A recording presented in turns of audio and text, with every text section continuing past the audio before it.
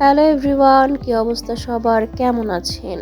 Facebook জুড়ে রাজশাহীর কিছু ব্লগারের এক ঠ্যাং নিয়ে চিবানোর ভিডিও দেখতে দেখতে আমারও মন চাইলো খাসির একটা ঠ্যাং চিবানোর।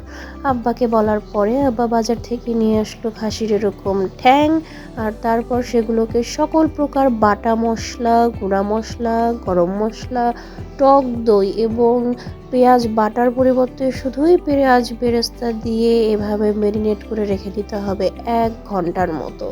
তারপর চুলায় চাপিয়ে দিয়ে সেটাকে সুন্দর মতো কষিয়ে ঝোল দিয়ে রান্না করতে হবে ধীরে ধীরে।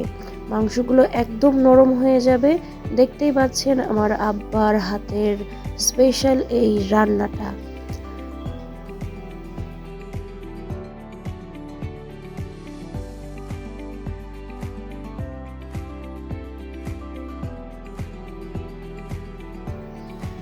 আর এই তো আমাদের খাসির লেগ রোস্ট খাওয়ার জন্য একদম রেডি।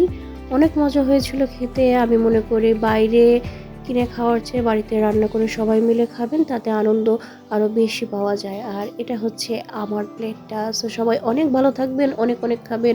আল্লাহ হাফেজ।